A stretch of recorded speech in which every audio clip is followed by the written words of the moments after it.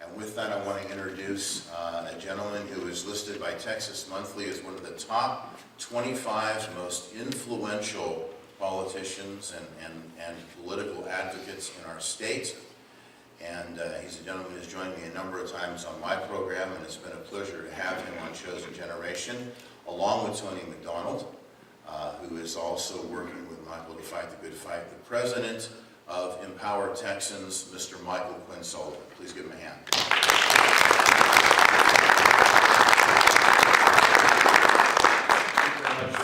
Thank you, Fred. Absolutely. Hope I got this. Oh, yeah. Oh, it's working. Hi there. Well, thank you very much for letting me be with you all this evening. Talk a little bit about some of the issues facing the Lone Star State. You know, it's obviously you can't turn on the television, turn on the radio without hearing people want to yap at us about what's going on federally, which is very important. At the same time, we can't lose sight, though, of the magistrates nearby. We spend a lot of time in the 21st century talking about the magistrates far away, but we should be looking at the rulers nearby. The system of governance that our founding fathers gave us was one in which the distant power was kept distantly and the immediate practical power was kept close by. That was the system that was designed. In fact, even with the power grab that we've seen occur in Washington, D.C., occur in the federal government over the last really 100 years, beginning with the progressive movement, still the real practical power rests closest to your home. What do I mean by that? Well, if tomorrow the President of the United States were to go driving by in his motorcade and he'd be in one of four identical vehicles going by, so I'm sure which one it is, entourage of police and SUVs and all these vehicles, and you were to stand on your street corner and make funny faces at the guy, screaming horrible things about the circumstances of his birth, decrying the looks of his spouse, and on and on and on, there's precisely nothing he can do about it. On the other hand, when your county sheriff goes by, stand and make the same funny faces and say the exact same things about the county sheriff, and find out just how much real practical power we give sheriffs in Texas. In Texas, you can be locked up for up to 72 hours without charges being filed against you. Which means, for some people, you can afford to be away from work for 3 days and your employer probably won't ask questions. For most people, however, be away from work for 3 days without charges being filed against you and see how your employer is. That's real practical power. And our founding fathers understood that. They understood that you want the people who can most endanger your life and your liberty and your property to the people closest to you. And yet, unfortunately, too many of us ignore those local elections. Too many of us don't pay attention to our sheriffs, to our county commissioners, to our city councils, to our school boards, despite the massive power they have practically over our lives. The President of the United States does not write curriculum or hire teachers. Your local school board does. But how many folks can name their school board members? How many people know the name of their sheriff? How many people know their city councils and their mayors who hire the chiefs of police, who hire the police officers who can arrest you and put you in jail for 72 hours without ever filing charges against you? Real practical power. There's been this pervasive lie that's been told by a lot of us and to a lot of us. Oh, don't worry about those. As Christians, we should only worry about the big and important things. Really, Christ had nothing to say. Scripture has nothing to say about local governance. You and I should only be worried about trade agreements with Micronesia. Really, that's the only thing you should worry about. No, absolutely not. Tell the nice little old lady whose home is being literally stripped from her because of property taxes. Property tax is not set by a president, by a governor, by a legislature, but set by the county commissioners, being set by the city council and the school board. Real, practical power. And you and I should be as engaged in our local governance as we are in our federal government. We should pay as much attention to those elections happening on the weird, 14th Sunday after the 9th Tuesday, following the third full moon, or however it is we derive when school board elections are. And we should be as carefully focused on those, participating in those, as we are federally. I would suggest to you that most of our problems that have billowed because we stopped paying attention locally. Think of this. In the system of governance that exists in the state of Illinois, one of the 56 other states, in Illinois, they have a real government and a shadow government. Their shadow government is actually the more practical government. That's the government where when you've got a problem with potholes, you don't go to your city alderman in Chicago. You go to one of the community organizers, and they make sure things get done. So you have two systems of governance that overlap with each other. And look, and it's not much different in most places. In Illinois, they're a little more formal about it. The same way here, maybe you figure out who your city councilman is, you ask about a pothole, or you go talk to the owner of the lumber yard, or you go talk to the guy who used to work for the city and is now, sits outside the church, throwing rocks at birds, or whatever, every place has it. And they can get things done because they know who to talk to. Well, the Democratic Party has understood that. And they have invested a lot of time and energy in finding and recruiting people over decades to trust them with small things. Barack Obama, they didn't quite want to put him in an official position, like a city alderman. Instead, they put him in that kind of shadow government, that side government, being a community organizer. They watched him and hundreds of others just like him. And he proved his mettle to them. He lived up to their principles. And so then they moved him to their state senate. And he did well there for them. Moved his way. Barack Obama moved very carefully and thoughtfully through a system that got him to the highest office in the land. Because too many conservatives, too many Christians weren't paying attention. If you remember the year in which Barack Obama was elected to the United States Senate, their campaign messaging went like this. Number one, the Republicans have nominated a doofus, and they had that year. That was a Republican seat. Okay? The guy was a very bad man who Republicans placed as their nominee, who'd been abusing his wife and all sorts of other things. Conservatives didn't do the due diligence on their own candidate. Okay? Two, well, Barack Obama has done, this young man, Barack Obama, has done a great job for the state of California and the state senate. And no conservatives really could argue that because, who pays attention to the state senate? Who really, well, okay, he's got the state senator name in front of him, so maybe he must have done something right. So it just moves that process because of the ignorance of conservatives, the lack of participation of conservatives allowed him to move through that process. A couple of years ago, we all mocked Battleground Texas as it moved into Texas. And of course, they made their big splash advocating for Wendy Davis, who went on to have a historic loss in her race for governor.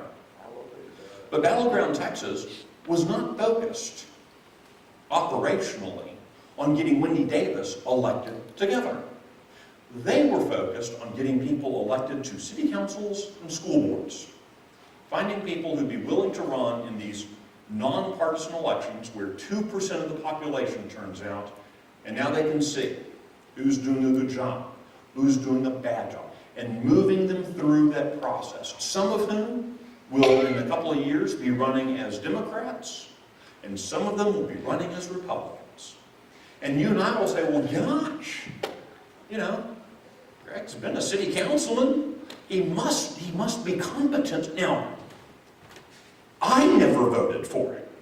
I never participated in that election. But surely everyone else did. So Greg must be okay. So I'll go ahead and push him up to Congress, or I'll push him up to the state legislature. That's the way the other side moves people carefully. Now, if this sounds at all, please tell me that this sounds sort of familiar to you. Because this is actually what Moses put in place. Okay? The judges, trust people with tens, with the 50s, with the hundreds. And you move them to greater levels of responsibility. The left for perverse reasons, has been doing that. We on the right, it gets 2 weeks before an election, we go, oh, I wonder if we should find somebody who could run for president. Oh, you dress nicely, I'll vote for you. Oh, you're funny on TV, I'll vote for you. You know, your wife looks nice, your husband's really smart. We come up with the most stupid reasons to support people, none of which have anything to do with actual qualifications for service. There is an apocryphal quote. It's actually not true, but the sentiment sums up fairly well what John Calvin believed about governance. The apocryphal quote, again, this was not really Calvin, people made it up sometime in the 1800s, that I would rather be governed by a wise Turk than a foolish Christian. That's not, he never said that. But the point made when the quote was originated was, we as Christians have to be a lot more careful about what we're voting for. We have very often turned politics into social clubs. We look at our republic the same way we look at the garden club, the same way that we look at the Rotary Club, the same way we look at whatever kind of little social organization. Where at the end of the day, if you name an incompetent president to the garden club, the republic won't crumble. Indeed, flowers will still bloom in the spring. Okay? Someone else is in charge of blooming flowers. But when we hire someone, whether it's as a city council president, for reasons other than their competence in the position being sought, that is when the republic gets shaken. We are a nation governed by the rule of law. Rex lex is the way my attorney friends are doing, where the law is king. Yet, our founding fathers had this very kind of strange pull, this mix, and lots of tension. And that tension in government protects liberty. And so yes, we're a nation of law. We're a republic, not a democracy. We're a republic, a nation of laws. But we are also a democracy in that we have democratically elected representatives. We have these weird plebiscites sometimes on amending our constitutions at the state and charters at the city level. We have these, kind of strange interaction between we trust individuals with governing power, but we trust the people to pick the governing individuals and trust them, this strange system full of all this, pull and tension. And yet, as we have, moved through this, we have started advocating, I would suggest you as Christians, as conservatives, as just flat-out citizens, our responsibilities. And so we've turned this cult of personality of politics, we've turned it upside down the system that was bequeathed to us. And you and I do a much better job of participating at all levels. Again, whether it's the president or it's the city council. Your city council elections are going to be in May. Your county commissioners are going to be on the same ballot as the President of the United States. You have to, push through, 4 pages to get there, but they're there. And the power that we give to county commissioners in the Lone Star State is staggering. You have to be paying more careful attention than simply, our kids played on the same, football team together. That's all too often what goes into our thinking as we get further and further down the ballot. Perhaps for Texans, the 2 most important races that are going to be on the ballot are going to happen to be towards the top of the ballot. When you show up on Election Day, the first line item on your ballot, the first race on the ballot will be that for the President of the United States. The second line item will be for the United States House of Representatives. Neither one of our senators are up for election this year. The next 2 slots, though, will be for the Railroad Commission and the Supreme Court of Texas. Okay. Here's a little hint. The Railroad Commission has nothing to do with choo-choo trains. Despite the name, the Railroad Commission is actually in charge of regulating the oil and gas industry. The oil and gas industry, which is still the primary mover of Texas's economy. If you think that it doesn't matter who your railroad commissioner is, then you must not be employed or need income or hope that other people near you are employed. The oil and gas industry is critical to Texas economy. So who we elect to the Railroad Commission is of primary importance. That'll be the first state, that'll be the first non-federal race on your ballot. There are 7 people running for this open Railroad Commission seat.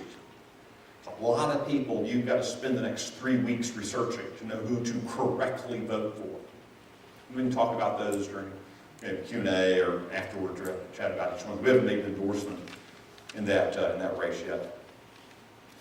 Your next question you're going to be asked is about 3 Supreme Court races. Now, Texas has a Supreme Court and a Court of Criminal Appeals. They are the 2 highest courts in Texas. Now, 2 highest courts. We don't have 1 highest court, we have 2 highest courts. In Texas, if you have a criminal matter, the highest court for adjudicating a criminal matter in Texas is the Court of Criminal Appeals.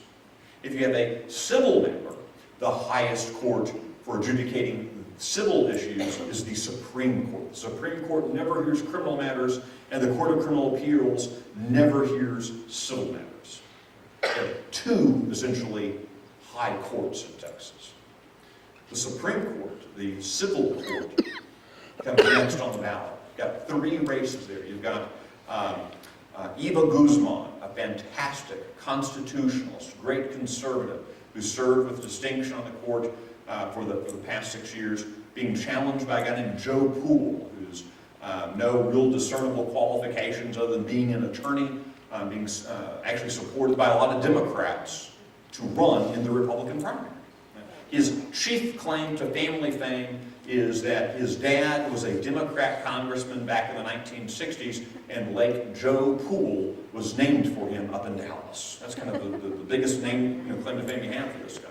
Okay? So Eva Guzman, a fantastic jurist and a conservative who we want to keep on the Supreme Court. The next race you're going to see on the Supreme Court has Deborah Lehrman, is the incumbent. Deborah Lehrman is most known to folks because when the Texas Supreme Court had a gay marriage issue before it, she took a pass and didn't participate. She chose, for reasons that she has yet to explain, to not rule on that matter, leaving the other justices on the court to come to a conclusion, but without her. Why did she want easily the most important of these social issues of 2015? She won't tell anyone. She'll say that she had advice from her lawyer not to. We have no idea what that could possibly be. We asked her in an interview, other people asked her, and she refuses to explain why she don't want to rule. I would suggest she didn't want to rule, perhaps, because she was going to rule the wrong way, and she knew she was up for election in 2006. That'd be my guess. I don't know that. Why? Because she refuses to answer. She's being challenged by a great guy named Michael Massengale, who's developed a fantastic reputation on an appeals level court in Harris County. A great conservative being supported by all the different conservative groups around the states. Michael Massengale, great guy to keep your thinking about his name as you go to that race. The third Supreme Court race is the one that's probably going to be the most confusing race on the ballot. Well, besides people remembering that the Railroad Commission doesn't have anything to do with choo-choo trains. The third race on the Supreme Court ballot is incumbent Paul Green being challenged by Rick Green. Okay, so it's Green versus Green, who are both running for a job where you wear a black robe. Okay, so you're just going to keep, you got to keep all your colors straight when you go voting. So Rick Green, well, first about Paul Green. Paul Green, very competent conservative jurist. He's been on a bench for some 20-some years. He's been on the Texas Supreme Court for, I think, 8 years now. Very competent jurist. Rick Green, on the other hand, has never been a judge. He served in the Texas legislature. He is, though, more widely known for his work with Wall Builders, the Christian ministry from up in kind of North Texas, where he is undoubtedly a constitutional expert. So you've got a competent conservative jurist or a constitutional expert who's an attorney, perfectly qualified, but has never been a judge. Yeah, so you've got, we would argue, you have 2 pretty good choices there. It kind of boils down to, which stronger flavor do you want? You go to buy the Great Divide Bluebell, where half of it's chocolate and half of it's vanilla. Do you get more of the chocolate in the scoop or more of the vanilla in the scoop? You kind of have to figure out what you want there. So that's going to be an interesting race to watch. Certainly Rick Green has been working very hard. He's been running a campaign more in line with a legislative campaign or a gubernatorial campaign than he has a Supreme Court race. Most times they kind of walk around and they kind of blend into the wall back over there, so most judges run for office. So Rick Green is definitely a front and center kind of guy. So those two names, Paul Green and Rick Green. When you get to the Court of Criminal Appeals, it's a lot more dicey. If you think trying to nail down a civil court justice on their views and opinions is hard, try doing it with a criminal court justice, and some for very good reason. Those guys be very careful about prejudging cases. When the cases that come before, the cases that go before the Supreme Court are important. They're civil issues, which means you end up losing money or property. Cases before the Court of Criminal Appeals, people can literally lose their lives. And so those are big issues at play there. I encourage you to spend some time reviewing the races. There are 3 justices up in the Court of Criminal Appeals. You keep working your way down the ballot. You get into county commissioner, state senate, state rep, down into county commissioners, justices of the peace. These are critical elections. Elections that actually end up having more practical power over your life than the President of the United States ever will. Now, I've spent a lot of time, everyone mentions on the Republican primary ballot. I'm hopefully don't offend anyone by spending all my time talking about those people, because at the end of the day, there's a practical reason for that. If you want to go vote the Democratic primary, that's fantastic, good for you. Just know it doesn't matter. You voting in the Democratic primary in Texas doesn't matter. It doesn't matter. I'm sorry, it doesn't matter. You can vote for a Democrat in November, and it doesn't matter. It does not matter. Good luck, have fun. I couldn't tell you a thing about those people, but it's okay, because in 2/3 of Texas, the elections are decided in the Republican primary. Actually, more directly, 95% of the state House races are determined in either the Democratic primary or the Republican primary. And something like 80% of them, there's not even a challenger in November.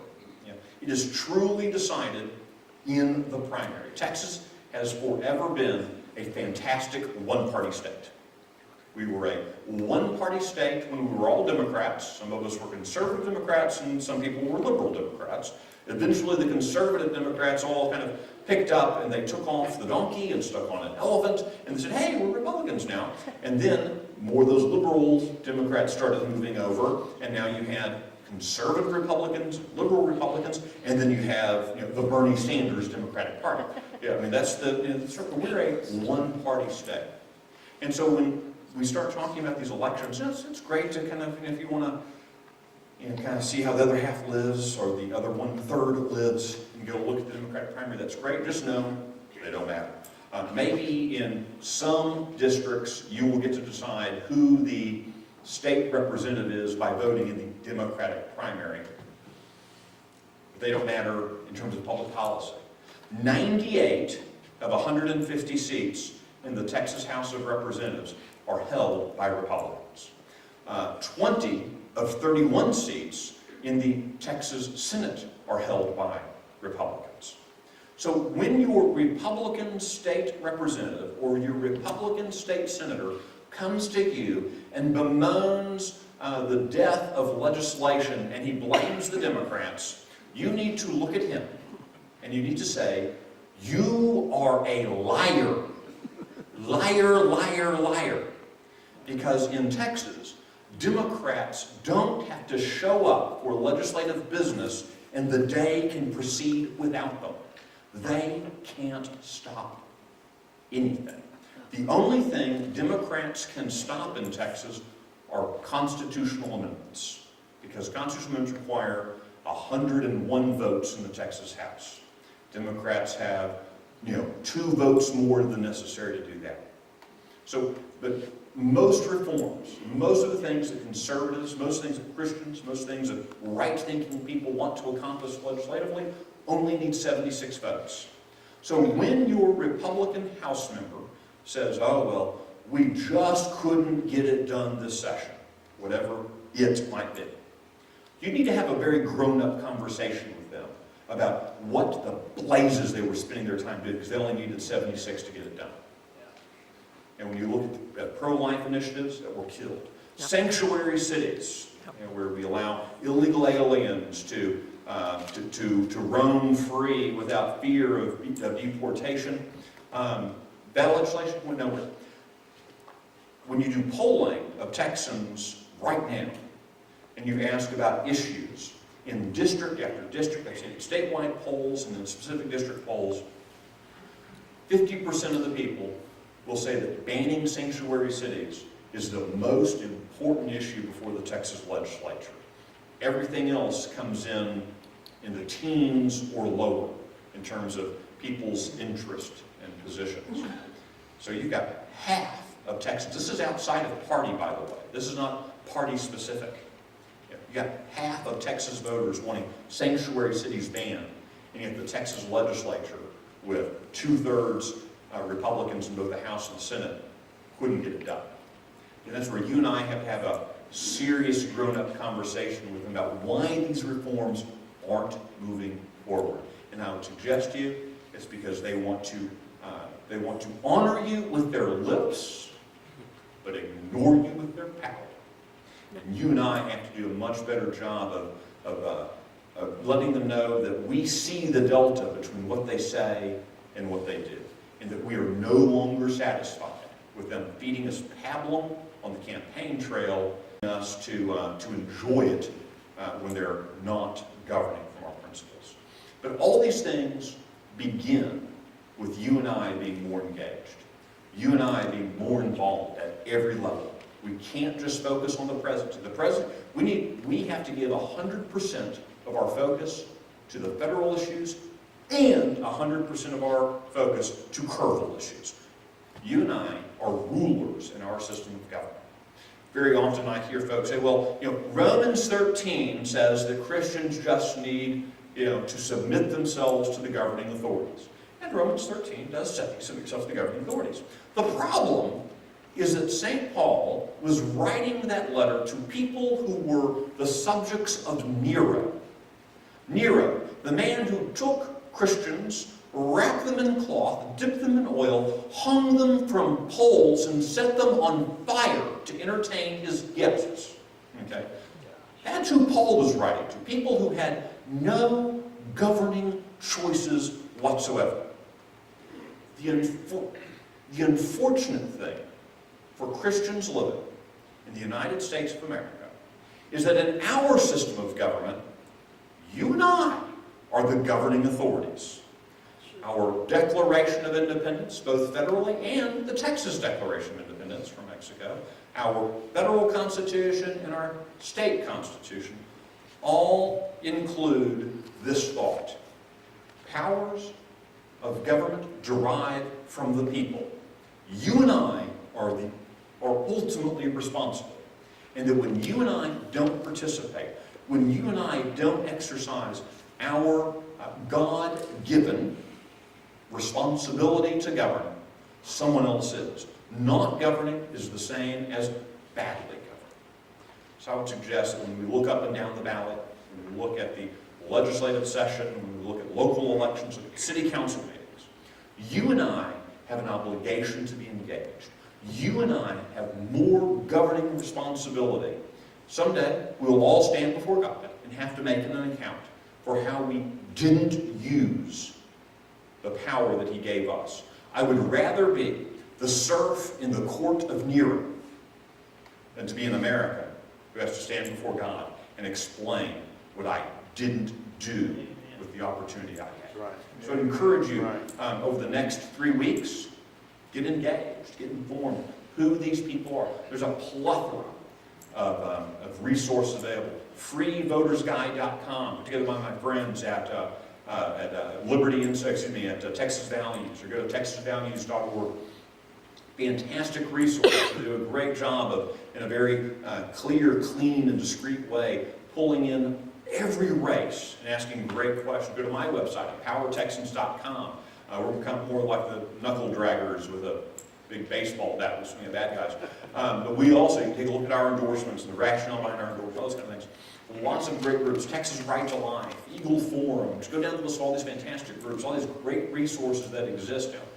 I encourage you to visit those, learn about them, and then make sure your friends and family are exercising their responsibility with good thinking, not just based on who had the nicest tie at the Thursday night debate. I'm happy to answer questions you might have about races, about issues. Start with you, sir. You had your hand up for the longest amount of time. Well, I'm just wondering what it's going to take to get rid of Joe Strauss so we can get a majority in committees in the House and Republican side.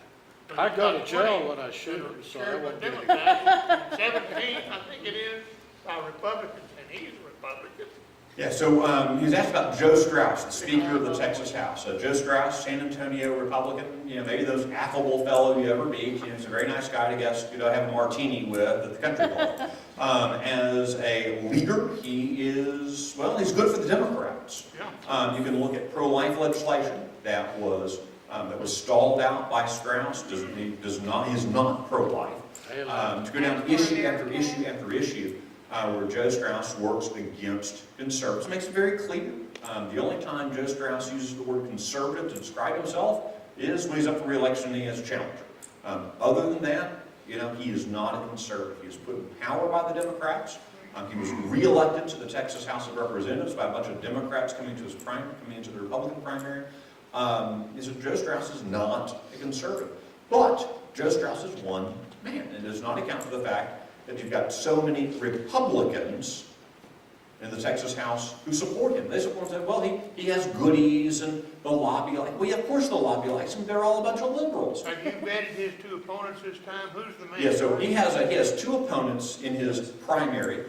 Jeff Judson, the former president of the Texas Public Policy Foundation. Jeff Judson, good conservative, has been a lobbyist working, or I guess not a lobbyist, a message consultant since he left Texas Public Policy Foundation. Served on the city council there in the little city that encompasses Joe Strauss's neighborhood.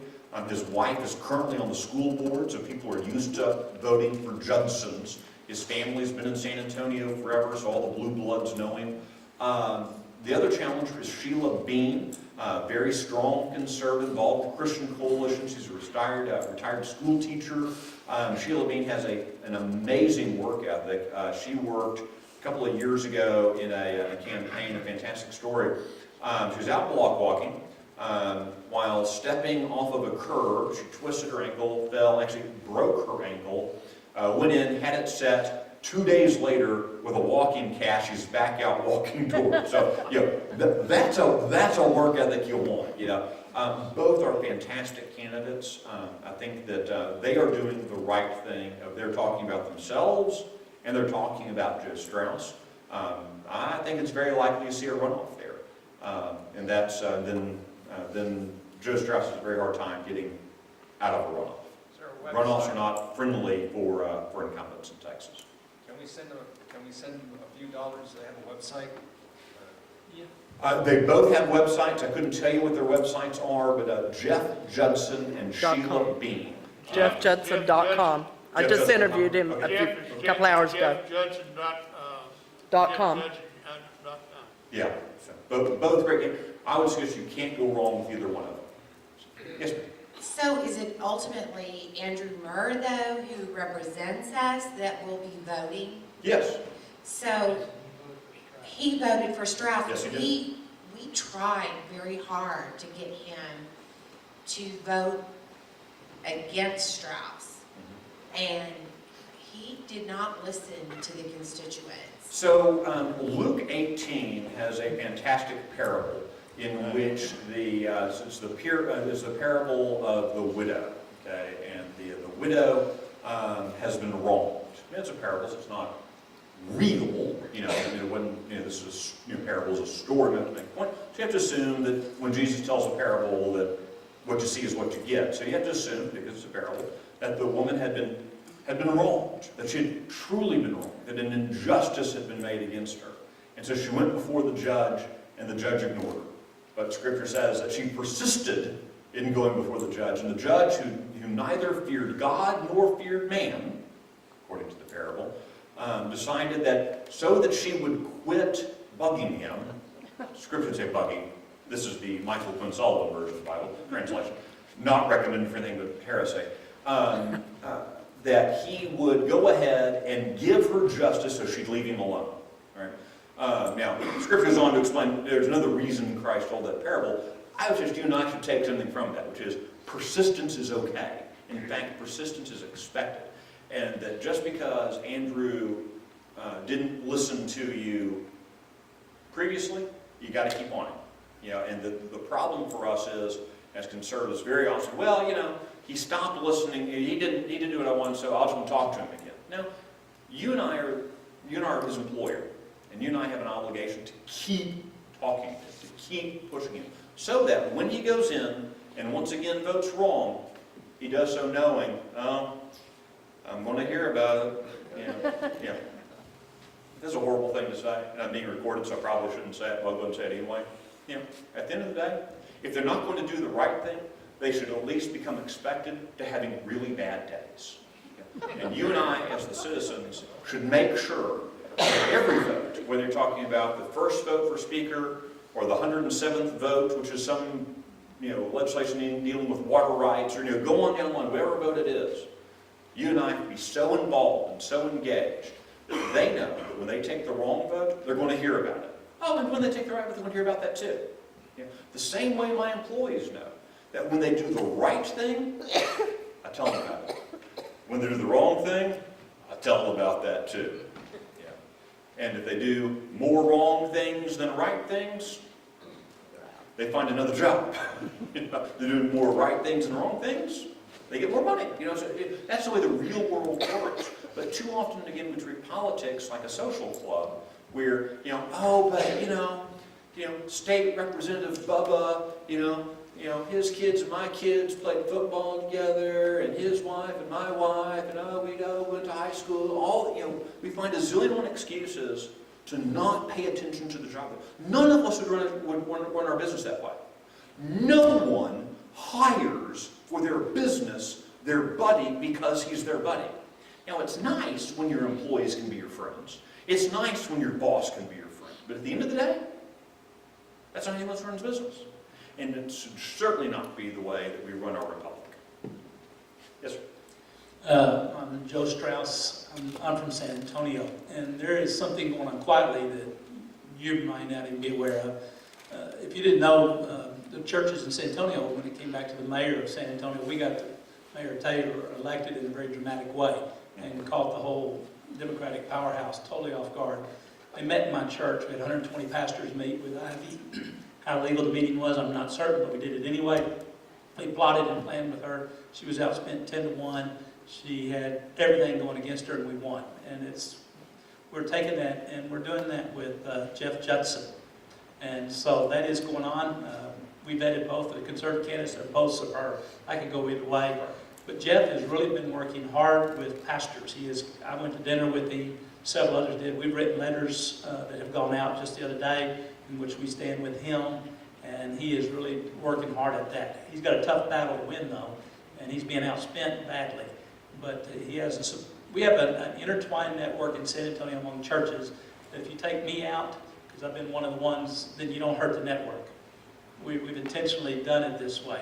And so if you take John Hagee out of Cornerstone, it doesn't hurt us. And he usually gets taken out by the press very quickly if he does anything. If you take Charles Flowers out, it doesn't hurt us. So it's very intentional, and we've been getting a lot of national media, so we've got to be real careful what we do. But there is strong effort trying to unseat him. I just don't know. We know what we did to mayors, but most of us can't vote for Jeff because we're not in his district. And so that's very limited. We don't have strong churches in that district.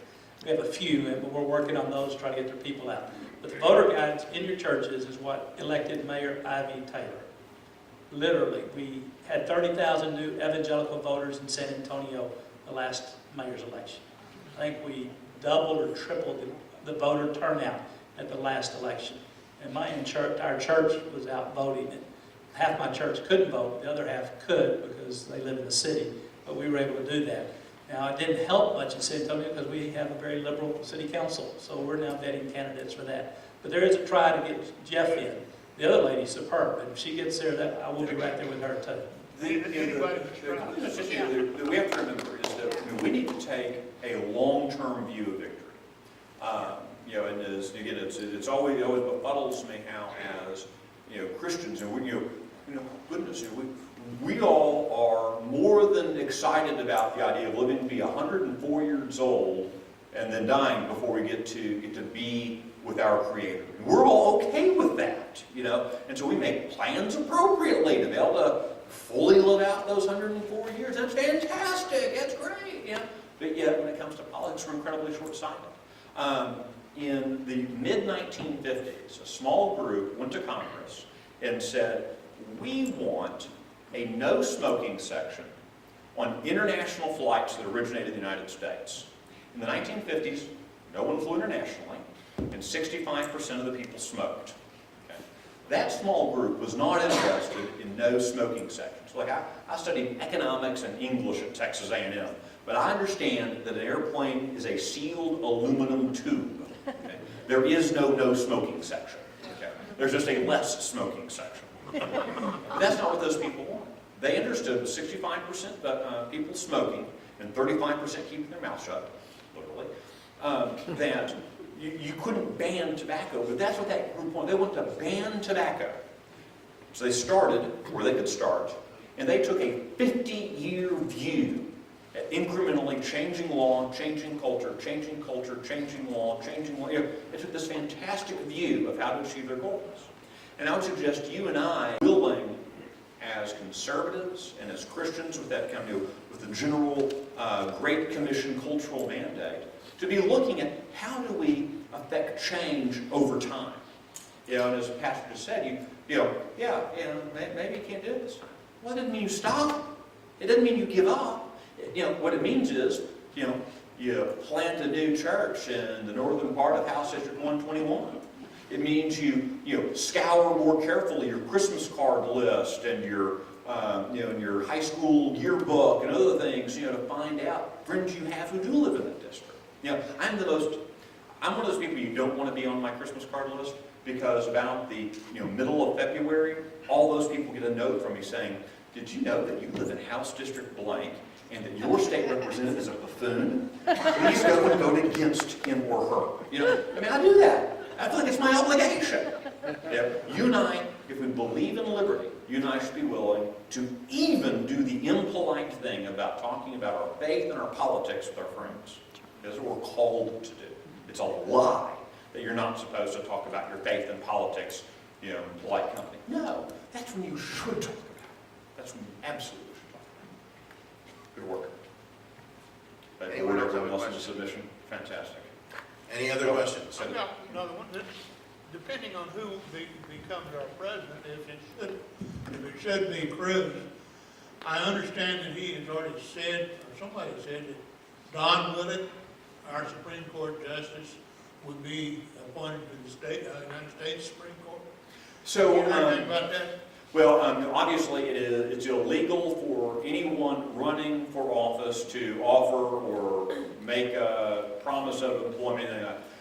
George Will, a columnist, who's been around since about the 1830s, I think. George Will wrote a fantastic piece this past summer about Don Willett and about and Sue talked about an issue near and dear to my heart, which is the overregulation of small business, and an opinion that Don Willett wrote. George Will, his case, was making the case that whoever the next Republican president is, Don Willett should be their first Supreme Court nominee.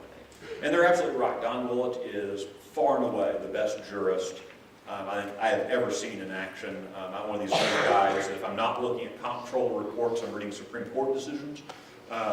Sometimes I just like where they put commas. I find it comical. But he is a fantastic jurist and do a great job there. I suspect that Ted Cruz is currently more worried about which bullet point to bring up for the debate than he is who he would get to appoint to the Supreme Court in 4 years.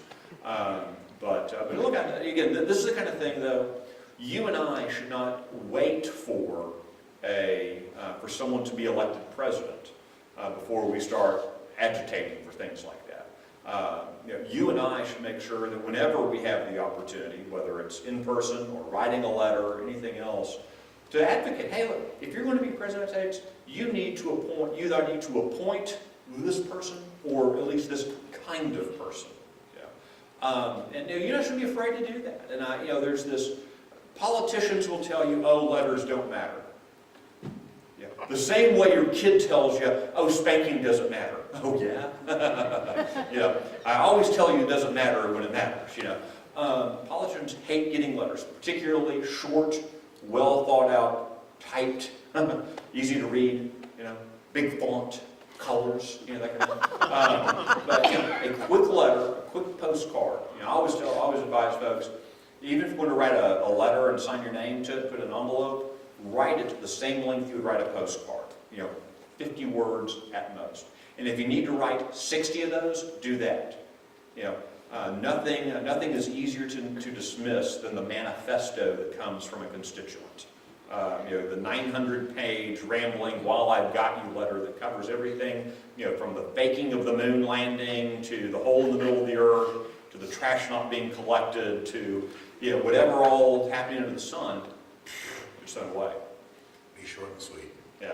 On the other hand, 50 words on why Don Willett should be your Supreme Court nominee, that will be remembered. Mike, last question. I wanted to say first, thank you for your work. It really means a lot, and I got to know about your ministry and your work. I call it a ministry. Thank you. Tuesday mornings at the briefings that you did. Yeah, thank you. And are you going to be doing those again next session? So it's referring to, I think, several organizations, Texas Right to Life, Texas Homeschool Coalition, my organization, Empower Texans, and Concern for America and Texas Values.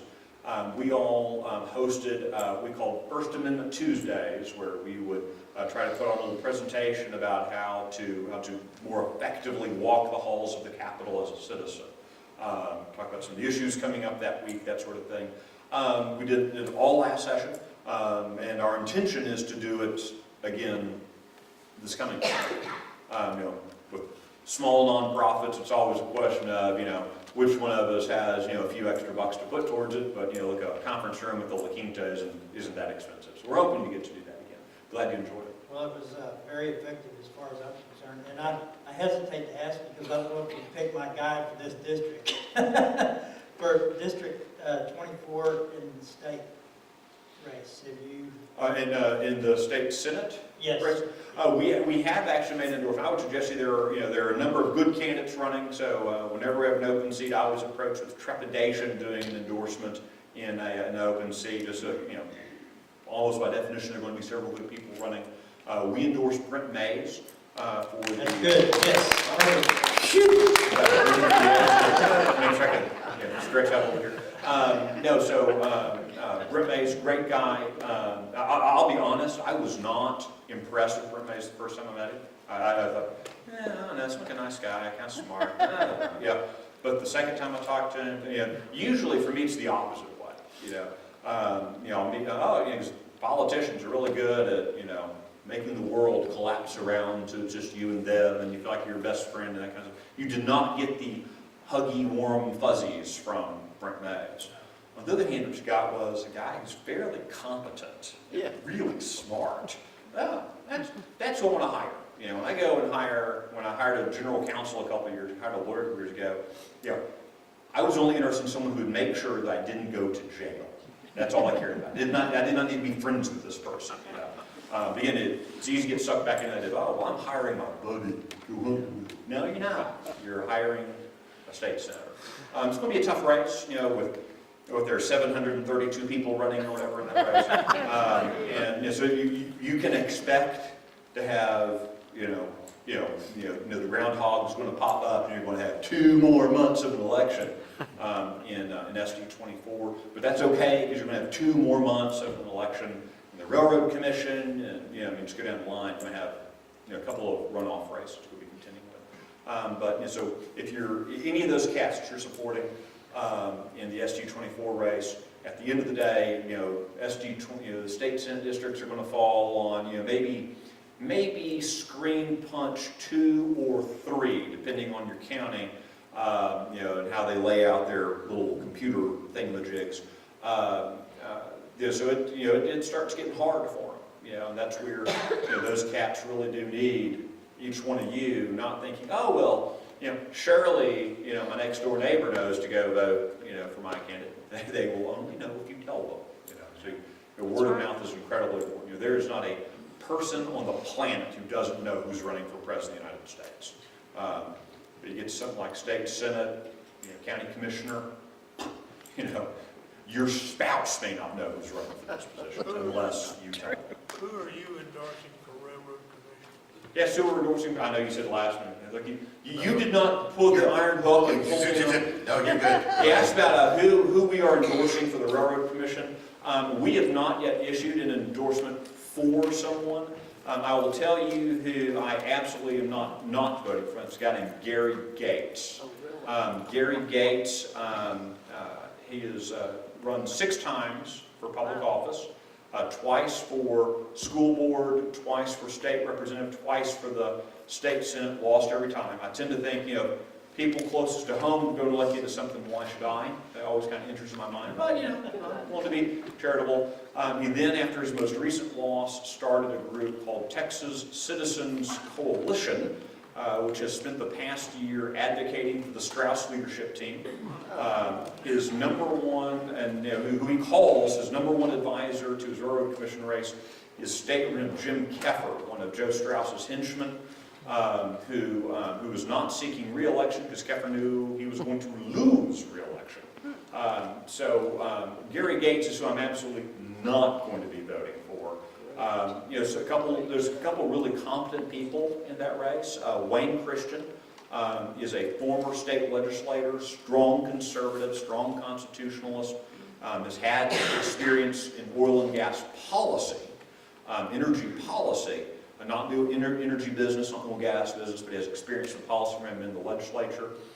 There is a really smart young man, Doug Jeffrey, who is running for Railroad Commission. He's just out of the United States Air Force, decorated pilot out of the Air Force.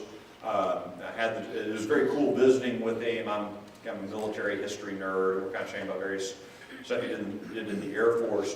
And I actually knew of this program that he had kind of pushed. I didn't know it was him who pushed it through, that changed some logistics supplies, moving aircraft, personnel, and materiel from the United States over to the sandbox, and that we were doing this goofy thing, spending $1 billion shipping it from one place to another place, back to the original place, 100 miles from the original place. I mean, it's crazy, good military thinking.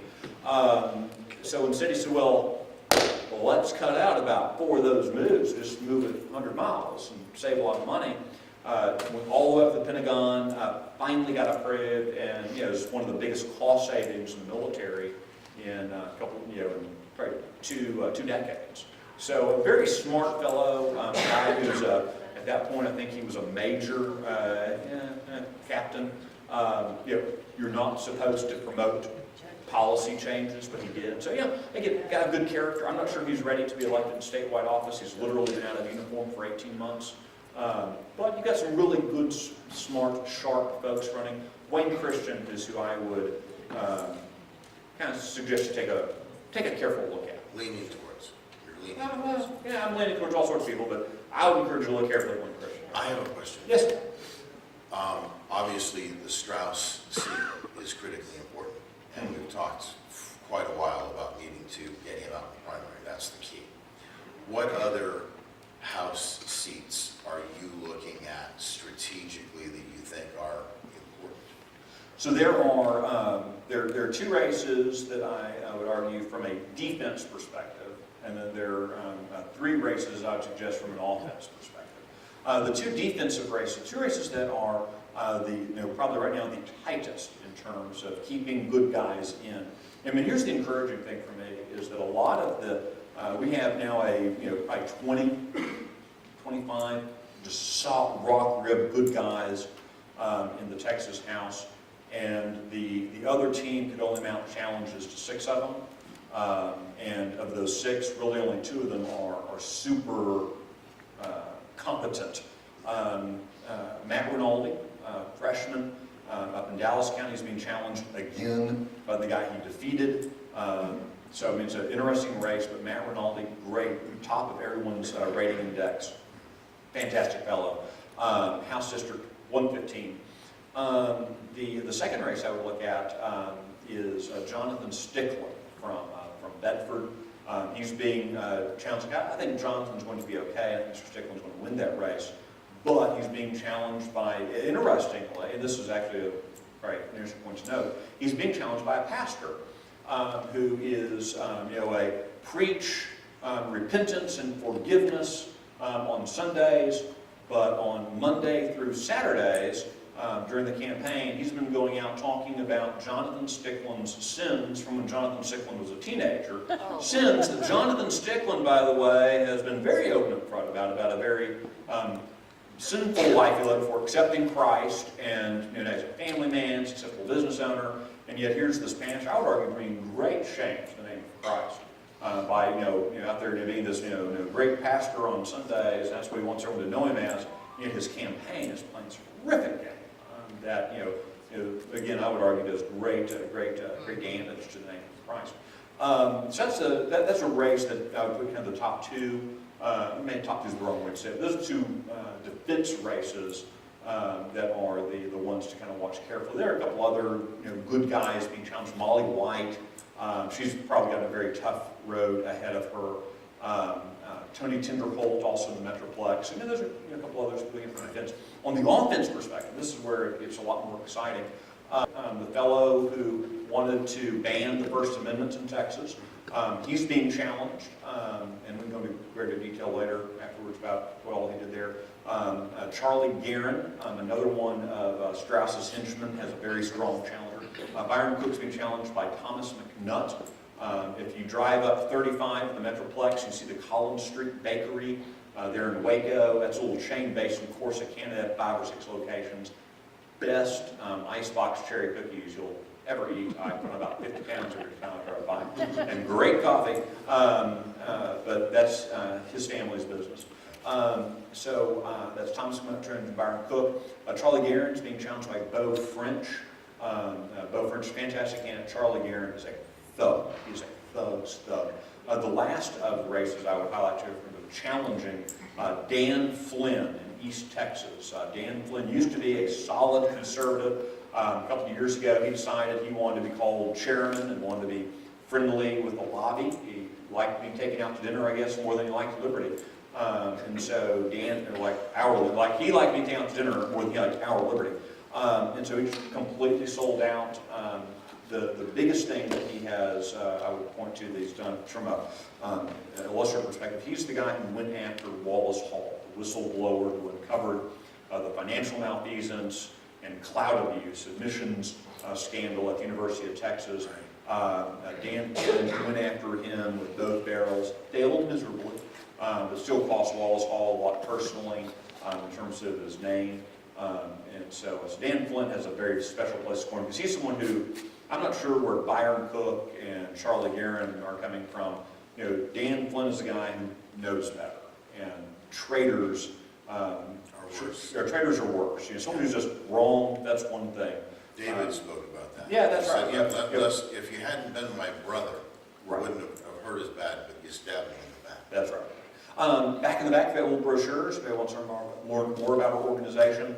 I was going to pass around a clipboard, but quite frankly, I totally forgot about it. But grab a brochure on the back so you can learn how to sign up for our steps. Steve, would you come and grab this? We can get this in the back. I'm Great. going to make sure if y'all would sign up on the way out, please. And they have some great information.